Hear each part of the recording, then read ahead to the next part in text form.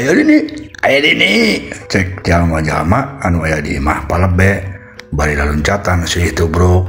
Aduh ieu cukup aing katincek awas ya, cek salah saurang. Ieu kuring berat ka eling halik ka ditu, cek saurang ibu-ibu anu katindihan awakna ku Mang Uman. Ngendek sakedeung kaayaan balik deui sabihara-bihari anu aya di dinya kabeh ngarasa ngemplong harudang dariuk deui saperti samemehna katempo anu mencetan bitis meureun basa tadi sukuna kainjak teh aya weh nyepakan sirah meureun kulantaran tidagor basa karasa inggeung ari bilbe katempo diuk nyanda kana bilik tarangna anu kabadugu tutur tua kampung katempo diusapan gara-gara nama el ini teh si abah tuh dah, cek bilbe bari nyepangan tarangna anu rada nong-nong je nah kalah nyalakeun ka abah bahra dia rada muncereng ayeuna mah atunya nah atuh abah namung tanggung jawab ngawin ka kuring, cek bilbe deui. Pak RT anu ngabandungan bilbe angger beke ke hayang dikawin ku bahra dia teh jadi timbul seueulna oge. Geus teu nyambung ongko bilbe mah atuh teu aya hubunganna perkara ini ujung bilbe hayang dikawin ku bahra dia mah geus barina ge ulah waka ngomong di perkara nu kitu aya deui nu leuwih penting, cek Pak RT kadenge cara nyari tanah ayeuna mah sigana rada seueul. Ayeuna mah geus ulah ngomong penting nu kitu. Kuring rek nguruskeun heula anu leuwih penting, rek mula sarah heula layon Abu Edoh jeung palebe. Urusan bilebe lamun hayang dikawin ku bahra dia mah engke lamun geus beres, cek tua kampung sarua main oge siga nu ambek. Nya geus ajeun atuh ari kitu mah. Pokona mah urusan kuring jeung bahra dia tacan rengse. Kayak diuruskeun deui abah, cek bilebe. Pak RT jeung tua kampung geus embungeun deui ngalayanan omongan bilbe, tuluy Pak RT teh nyarita ka Mang Uman. Mang Uman, wayahna atuh cik susulan heula batur-batur sabaraha urang mah. Cuang angkat heula layeun Abu Edohna, cuang pindahkeun ka rompok abah. Terus sakalian umumkeun supaya anu ngagali kubur. Cuang bagi dua tugas ngurusan mayit teh. Sebagian di imah abah, sebagian deui di dieu. Mangga Pak RT, cek Mang Uman bari jeung teu talangke deui. Jung benang tung rek indit neangan batur pikeun ngabantuan mindahkeun layon Abu Edoh ka imah bahra dia.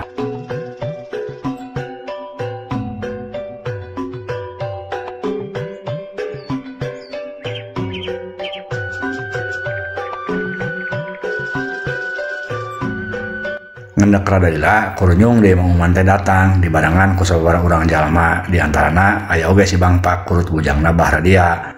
Ku Pak RT jeung tua kampung langsung dibagi tugas. Tah, wayahna Jang Bangpak, Jang Amu, Jang Jalim, oge Jang Uday. Wayahna bantuan mindahkeun layon Abu Edoh ka bumina abah. Mangga Pak RT, tembal si Bangpak ngawakilan sejenna. Pak RT nyarita deui ka tua kampung. Dah, mana kitu patua.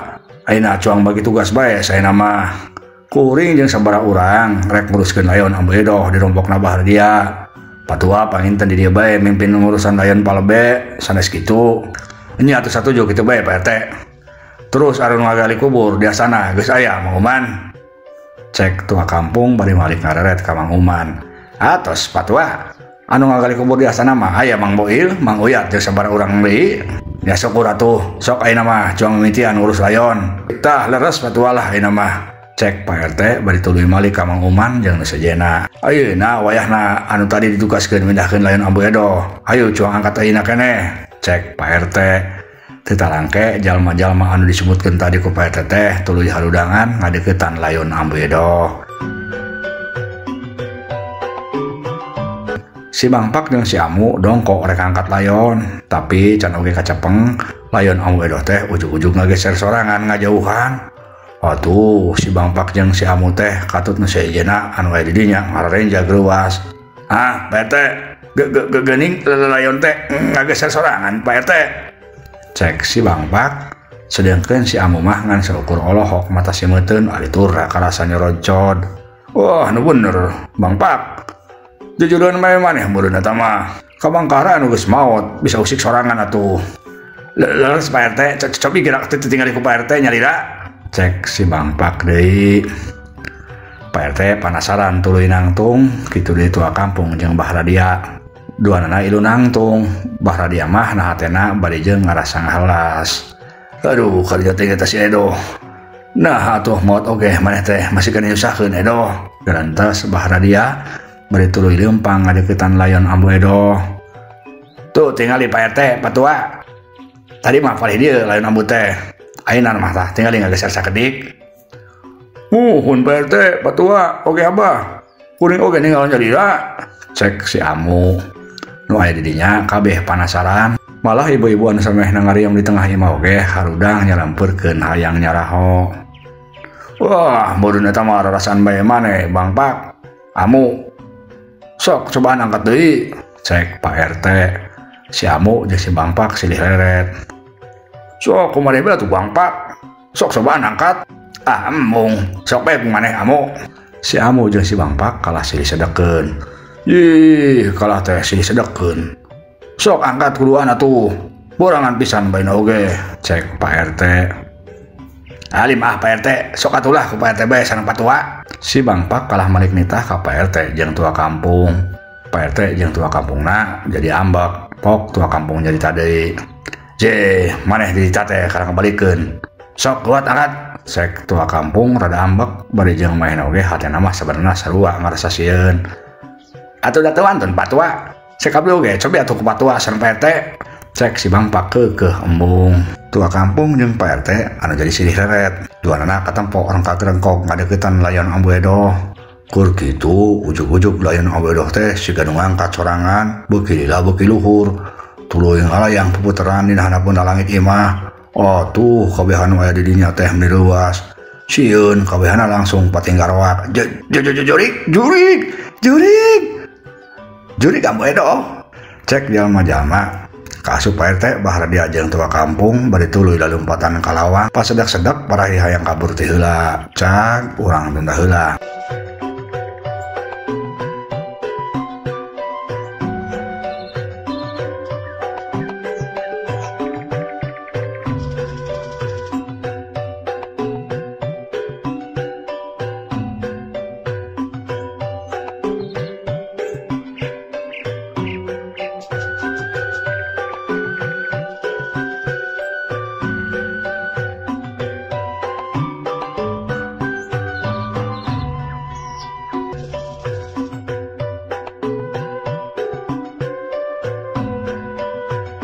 Ayeuna malik deui heula nyaritakeun kaayaan di alam siluman. Harita bareng jeung kajadian Prabu Durakumala ngamuk, patih kalageni geus hasil asup ka jero rohangan pusaka.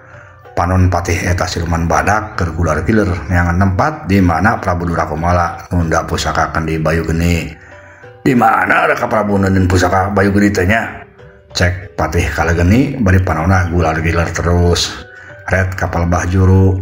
Didinya katempo aya tembok wawangunan teh rada beda jeung sejenna. Katempona rada miring. Patih kalageni ngageuntes deui. Tah sigana didinya tah jalan rusiahna. Patih kalageni tuluy leumpang ngadeukeutan eta tembok. Sanggeus deukeut eta tembok teh disasar ku dampaleungeunna rieg. Di eta rohangan kalasa ngarieg reket. Eta tembok teh siga nu ngageser sorangan. Si horeng eta tembok teh bener pantau rusiah.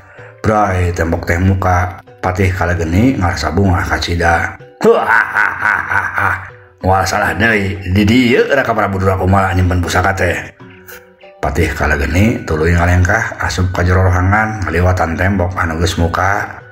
An karek oge sababaraha lengkah ceblug tembok rusiah anu tadi muka teh ngajeblug deui nutup meuni tarik. Patih kalageni ngarenjag. Cilaka. Bawa-bawa rohangan ieu teh ngan ukur jebakan.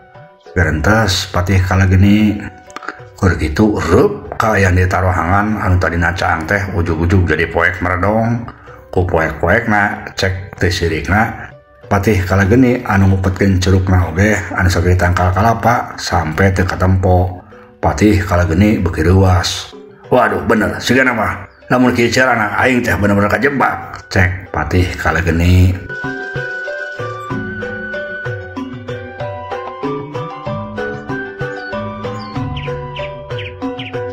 Karek oge cacap patih kalageni nyarita ujug-ujug hiuk kumanehna karasa aya angin anu ngahiuk muni bangbaraan ngarah kana beungeut patih kalageni. Patih kalageni ruas ngan untungna manehna bener-beneran singeus lep sirahna ngelok. Us angin teh nyewuk ngaliwatan sirah ki patih. Patih kalageni tuluy hudang deui Tapi karasa angin anu tadi teh si Ganung Malik nyewuk satu kangen sirahna. Patih kala geni leuas deui bae lep ngelok deui us angin teh ngaliwatan deui sirahna. Kurang ajar, bener-bener kejebak aing teh. Cek Patih kala geni kur kitu karasa deui aya angin ti luhur nyewuk ngarah ka handap kana sirah Patih kala geni nu keur dongko. Patih kala geni buru-buru ngalabuhkeun maneh ngagurentel awakna. Brak cegur. Kadenge sora anu ragrag ninggang kana Ubin tobros bubukna maur mancaura. Patih kala geni buru-buru hudang deui. Tapi ayeuna kaayaan teh rada caang anu tadina poek teh. Breh katempo ku Patih kala geni Ubin anu katinggang teh meuni gorowong gede. Untung aing teh masih kena rancing geus, lamun henteu bisa modar aing teh. Cek Patih kala geni.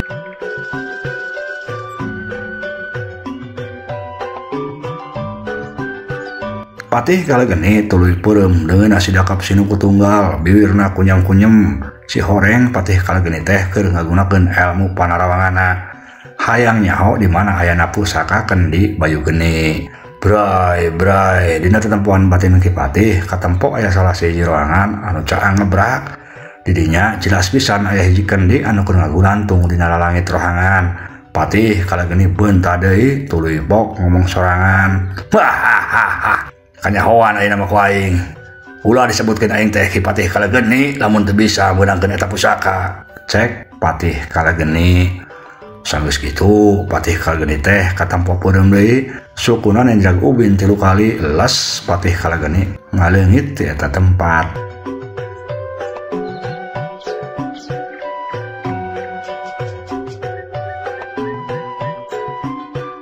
Teu lila Patih kala geni teh geus ngucunghul deui di rohangan anu sejen. Di dieu mah kaayaan teh meuni caang ngebrak. Patih kala geni rurat-reret tempoan kaayaan. Si Horeng di rohangan eta kosong melompong eueuh nanaon. Patih kala geni ngagerentes. Aneh, aing yakin tadi tempat ieu teh katampo ku mata batin aing aya kendi pusaka di dieu. Si Idik rarasaan aing teh teu salah. Gerentes Patih kala geni tuluy meureumkeun deui panonna. Sukuna ditenjrageun deui 3 kali kana Ubin bari jeung dibarengan ku tanaga batin anu kacida rongkahna. Pusaka bayu geni, lamun anjeun memang aya di dieu, sok berani mongan ka kaula. Cek Patih kala geni bari nenjrag Ubin. Teu lila karasa di eta rohangan teh ujug-ujug ngarieg meuni tarik. Rohangan karasa inggeung anu pohara borobot. Karasa rohangan teh siga nu rek runtuh, lalangit raragragan. Tiang-tiang pating purobot tararubuhan. Patih kala geni kaget tuluy beunta. Si Horeng bener rohangan teh rek rubuh. Waduh cilaka, ieu rohangan teh kalah rek runtuh. Cek Patih kala geni baru loncatan ka ditu ka dieu ngahindaran tembok wangunan anu raragragan hampir ninggang kana awak manehna. Ngan dina kaayaan kitu teh katampo ku Patih kala geni hiji kendi keur gulantungan dina luhur langit. Patih kala geni meuni curinghak. Lah kadalah kapanggih oge ke di pusaka teh. Cek Patih kala geni bari angger loncatan ka ditu ka dieu. Tuluy Patih kala geni teh ngablesat nyamber kana kendi anu keur gulantungan gep beunang katewak. Tapi barang jeung eta kendi katewak ku Patih kala geni kaayaan inggeung teh beuki rongkah. Kadenge suara pating cilegur pating geleger. Patih kala geni leuwas hampir bae awakna beunang katinggang ku tembok wangunan anu runtuh. Waduh cilaka, aing kudu gawat-gawat ini ti dieu. Cek Patih kala geni bari tuluy ngablesat loncat kabur ninggalkeun eta rohangan.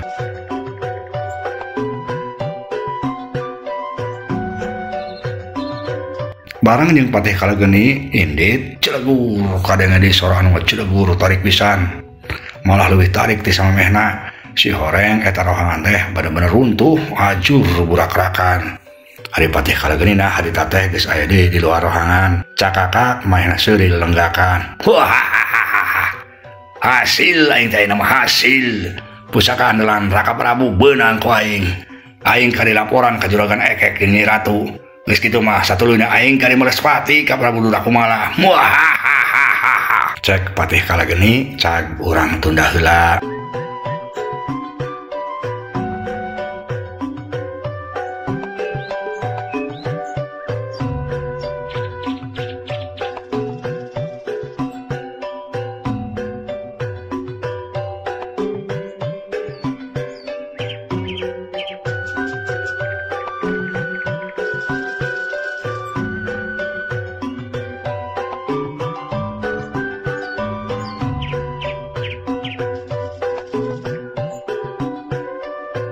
Ayeuna cuang nyelang heula nyaritakeun kaayaan Bimarah jeung Palebe. Harita kaayaan inggil teh geus karasa eureun. Kaayaan geus balik deui sabihari-bihari Bimarah jeung Palebe ngarasa ngemplong. Geus aman ayeuna mah Bimarah, cek Palebe bari nguniang hudang leumpang nyampeurkeun ka Bimarah anu sarua Bimarah oge kakarek nguniang hudang. Barang nempo Palebe leumpang nyampeurkeun Bimarah undur-unduran. Bari dampaleungeuna diangkat ka luhur siga bae jalma nu keur ngeureunkeun mobil. Apa awas maneh ulah wani-wani ngadeukeutan ka kami kaditu sia. Cek Bimarah bari undur-unduran panonna rurat reret neangan popongkol anu tadi atuh reg Palebe teh eureun sieun. Nah Bimarah atuh sugan can percayakeun ka kuring Bimarah. Yeuh kuring teh bener Palebe. Lain maneh malin Cilebe. Buktina maneh teh bisa maca kulhu acan. Nya atuh ayeuna kuring rek nyobaan deui maca kulhu. Tadi puguh aneh, kuring teh bener-bener poho Bimarah. Cek Palebe, heueuh sok buktikeun. Atuh da mangkara aya Lebe teh bisa maca kulhu acan mah. Nya atuh Bimarah, sok ayeuna mah dengekeun deui ku Bimarah. Heueuh geus tong loba omong. Sok sia geuwat buktikeun. Cek Bimarah. Atuh tuluy Palebe teh nyobaan deui maca kulhu, tapi angger maena bener-bener poho, teu inget sayat-ayat acan. Tah si maneh teh lain Cilebe. Tapi maneh teh siluman anu nyeliwuri berupa Cilebe. Hayu sia init ka ditu. Lamun teu digebukan deui sia ku kami. Init sia. Init moal sia. Cek Bimarah tuluy kot deui kana popongkol diamang-amang rek dipake ngababuk deui Palebe. Atuh Palebe teh menyeruas undur-unduran. Sabar sabar Bimarah. Kuring bener-bener Palebe. Lain siluman kuring mah lain. Sia tong loba alesan sia. Buktina maneh teh bisa maca kulhu acan ka ditu sia. Nya rumah sa Bimarah, kuring rumah sa poh pisan boboh kana maca kulhu teh. Tapi kuring mah teu ngabobodo. Kuring bener-bener Palebe. Sok atuh ayeuna mah cobaan contohan heula ku Bimarah. Engke kuring diturutan. Cek Palebe bari ngalengis. Bimarah ngarandeg eureun. Heueuh nya, bisa bae bener mana teh si Lebe. Tapi heueuh da ieu teh kan di negara siluman. Bisa bae si Lebe teh poho. Cik ayeuna mah heueuh sugan kitu bae. Aing oge rek cobaan maca kulhu. Lamun aing apal berarti manehna bener siluman lain si Lebe. Tapi lamun aing bener teh apal, bisa bae manehna teh bener si Lebe. Gerentes Bimarah tuluy nyobaan maca kulhu, tapi si horeng manehna oge sarua, poho pisan kana surat kulhu. Bimarah oge ngan saukur bulebab-bulebab. Tah si Bimarah oge sarua jeung kuring teh apal lain Bimarah. Sarua poho lain kana bacaan kulhu teh. Cek Palebe ngan waklasna seep ieu dongeng karangan pribados Kang Abun Burhanuddin. Hapunten kakirangana. Mugi akatampi kalayan kabingahan. Assalamualaikum warahmatullahi wabarakatuh.